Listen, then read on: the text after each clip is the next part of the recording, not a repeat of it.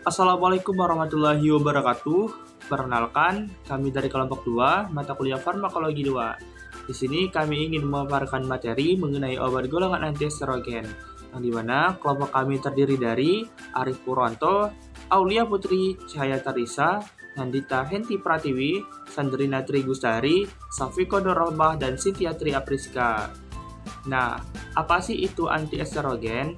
Jadi, antiestrogen atau antagonis estrogen adalah golongan obat yang bekerja dengan menghambat atau melawan kerja estrogen melalui kompetisi dengan estrogen endogen untuk menduduki reseptor-reseptor estrogen di organ target. Senyawa obat yang termasuk antiestrogen ini adalah ada obat tamoxifen dan exemestane. Nah, yang pertama itu ada obat tamoxifen. Mekanisme tamoxifen yaitu dengan menunjukkan efek agonis dan antagonis estrogenik di berbagai bagian tubuh. Obat ini mengikat reseptor estrogen secara selektif sehingga menghasilkan efek estrogenik dan antiestrogen. Karena memiliki dua tindakan, obat ini bersifat spesifik terhadap pasien sebagai modulator reseptor estrogen selektif atau SERS. Pada jaringan payudara, zat ini bersaing secara antagonis dengan estrogen untuk tempat pengikatan dan menyebabkan efek anti-estrogenik dan anti-tumor. Zat ini memperlambat siklus sel melalui proses intraseluler hilir yang menggolongkannya sebagai sitostatik. Pada tulang, zat ini merangsang reseptor estrogen alih-alih memblokirnya sehingga menimbulkan efek agonis estrogenik dan dapat mencegah osteoporosis pada wanita pasca menopause. Zat ini juga bekerja sebagai agonis estrogen di hipotalamus wanita premenopause yang meningkatkan kadar gonadotropin dan dapat menginduksi ovulasi. Selanjutnya ada farmakokinetik absorpsi. Tamoxifen diberikan secara oral dan memiliki kemampuan berikatan dengan protein sebesar 99%. Pemberian 20 mg tamoxifen menghasilkan konsentrasi puncak plasma sebesar 40 nanogram per mililiter dalam 3-6 jam. Setelah 3 minggu terapi dan mencapai keadaan stabil, kadar rata-rata dalam plasma untuk tamoxifen sebesar 120 nanogram per mililiter dan untuk N-desmetil tamoxifen sebesar 336 nanogram per mililiter. Selanjutnya ada distribusi. Penurunan konsentrasi plasma bersifat bifasik oleh karena metabolitnya, di mana tamoxifen memiliki waktu paruh 7-14 jam dan 4-11 hari. Oleh karena pemanjangan waktu paruh diperlukan 3-4 minggu untuk tamoxifen dan 8 minggu untuk N-desmetil tamoxifen agar mencapai kadar plasma yang stabil. Metabolisme. Tamoxifen dimetabolisme oleh enzim hepatik P450, CYP2C9, CYP2D6, CYP3A4 dan menghasilkan metabolit utama N-desmetil tamoxifen dan endoxifen. Eliminasi tamoxifen diekspresikan melalui sebagian besar melalui feses 65% sebagai konjugat polar selama 2 minggu. Rute ekskresi yang lain adalah melalui urin 9%. Selanjutnya ada farmakodinamik. Farmakodinamik tamoxifen sebagai selektif estrogen reseptor modulator yang memiliki efek anti-estrogenik poten pada payudara dan efek sitostatik. Selanjutnya ada indikasi.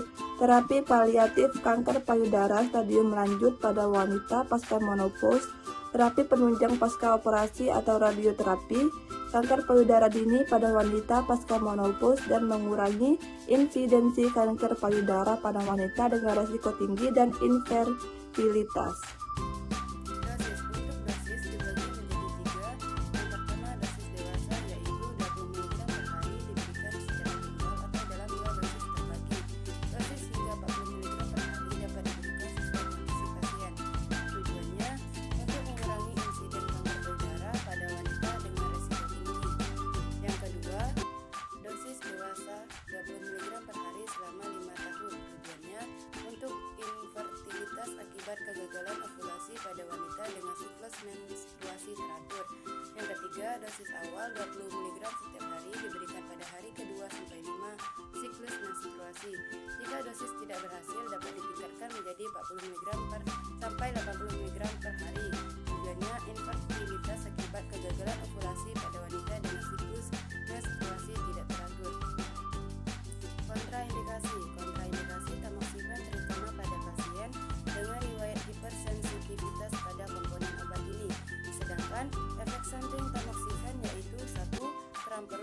asal mual, 3 gangguan siklus menstruasi atau muncul keputihan, 4 sakit kepala atau pusing, 5 rambut tipis, 6 hilangnya gairah seksual terutama pada pria, 7 lelah yang tidak biasa, 8 berat badan menurun, 9 rasa hangat pada wajah, leher atau dada atau pusing, 10 depresi. Interaksi obat. 1. Tamoxifen meningkatkan kadar alpha-tinib oleh transporter efflux P-glikoprotein MDR1 dengan tingkat keparahan serius. 2. Diltiazem tamoxifen mempengaruhi metabolisme enzim CYP3A4-HT atau usus dengan tingkat keparahan monitor Closely. 3. Verapamil akan meningkatkan tingkat atau efek tamoxifen dengan mempengaruhi metabolisme enzim CYP3A4-HT atau usus dengan tingkat keparahan monitor Closely. 4. Ritonavir dengan tamoxifen mempengaruhi metabolisme enzim HT CYP2D6 dengan tingkat keparahan monitor Closely. Kemudian kita lanjut ke obat kedua yaitu exemestane.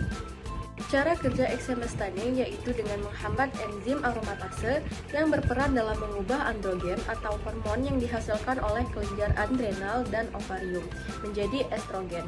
Pada wanita pasca menopause, estrogen diproduksi terutama dari konversi androgen oleh aromatase, terutama di jaringan lemak dan otot. Ketika exemestane masuk ke dalam tubuh, secara irreversibel mengikat dan menghambat enzim aromatase sehingga produksi estrogen berkurang secara signifikan. Penurunan kadar ini penting dalam pengobatan kanker payudara yang bergantung pada hormon, karena estrogen dapat memicu pertumbuhan sel kanker. Dengan mengurangi kadar estrogen, exemestane membantu menghambat perkembangan dan penyebaran kanker payudara pada wanita pasca menopause yang memiliki kanker payudara dengan reseptor estrogen yang positif. Selanjutnya ada farmakokinetik, yaitu ada penyerapan setelah pemberian oral pada wanita kanker payudara. Exemestane diserap lebih cepat dengan satu maksimal rata-rata 1,2 jam, sekitar 42%. Exemestane berlebar radioaktif, diserap dari saluran gastrointestinal. Selanjutnya ada distribusi. Exemestane 90% terikat pada protein plasma dan fraksi yang terikat tidak bergantung pada konsentrasi total. Albumin dan glikoprotein asam alfa 11 keduanya berkontribusi pada pengikatan. Metabolisme. Exemestane dimetabolisme secara ekstensif dengan kadar obat yang tidak berubah dalam plasma kurang dari 10%. Dari total radioaktivitas, studi menggunakan preparat hati manusia menunjukkan bahwa sitokrom P453IP CP3A4 adalah zoenenzim utama yang terlibat dalam oksidasi exemestane. Exemestane juga dimetabolisme oleh aldoketroreduktase. Eliminasi. Setelah pemberian exemestane berlebar radioaktif kepada wanita pasca menopause yang sehat, jumlah kumulatif radioaktivitas yang dikeluarkan dalam urin dan feses serupa 42 kurang lebih 3% dalam urin dan 42 kurang lebih 6% dalam feses selama periode pengumpulan 1 minggu. Jumlah obat yang dikeluarkan tanpa perubahan dalam urin kurang dari 1% dari dosis obat. Farmakodinamika dari exemestane yaitu melibatkan penghambatan spesifik dan irreversibel terhadap enzim aromatase yang bertanggung jawab dalam biosintesis estrogen. Exemestane adalah inhibitor aromatase tipe steroid yang berarti bahwa ia meniru struktur substrat normal enzim ini yaitu androgen, sehingga memungkinkan pengikatan yang lebih efektif. Exemestane bekerja dengan mengikat aromatase secara permanen dan menghambat konversi androgen yaitu androstenedion dan testosteron menjadi estrogen. Dengan mengurangi produksi estrogen dalam jaringan perifer, exemestane secara efektif menurunkan kadar estrogen serum yang pada gilirannya menghambat stimulasi reseptor estrogen pada sel kanker yang bergantung pada estrogen. Efek penghambatan estrogen bermanfaat dalam mengurangi pertumbuhan dan penyebaran kanker payudara pada wanita pasca menopause dengan reseptor estrogen positif. Indikasi exemestan adalah obat yang umum digunakan untuk mengobati kanker payudara pada wanita yang telah mengalami menopause. Ini terutama pada jenis kanker payudara reseptor hormon positif yang telah menggunakan obat tamoxifen selama 2-3 tahun atau jika tamoxifen tidak bekerja secara efektif. Dosis dari exemestan pada pengobatan kanker payudara stadium lanjut pada wanita pasca menopause yang penyakitnya telah berkembang setelah terapi tamoxifen yaitu 25 mg tiap hari, lanjutkan hingga tumor berkembang. Diindikasikan untuk pengobatan adjuvan pada wanita pasca menopause dengan kanker payudara dini yang telah menerima pengobatan tamoxifen selama 2-3 tahun dan dialihkan ke exemestan yaitu 25 mg tiap hari, lanjutkan hingga tumor berkembang. Exemestan sebagai alternatif tamoxifen atau raloxifene untuk mencegah kanker payudara invasif pada wanita beresiko tinggi dengan 25 mg tiap hari selama 5 tahun. Pemberian bersamaan dengan induktor CYP3A4 poten yaitu 50 mg tiap hari. Kontraindikasi. Kontraindikasi exemestan dikontraindikasikan pada pasien dengan hipersensitivitas terhadap exemestan. Efek sampingnya itu dapat menyebabkan kelelahan, mual, rasa panas yang tidak tertahankan, depresi, rasa sakit, dan sulit tidur. Efek samping yang kemungkinan paling kecil yaitu hipertensi, konstipasi, gagal jantung, hepatitis, dan gangguan penglihatan. Interaksi obat. Yang pertama yaitu apalutamid dan exemestan. Apalutamid akan menurunkan kadar atau efek exemestan dengan pengaruhi metabolisme enzim CYP3A4 di hati atau usus. Tingkat keparahannya itu serius. Yang kedua yaitu fexinidazole dan exemestan.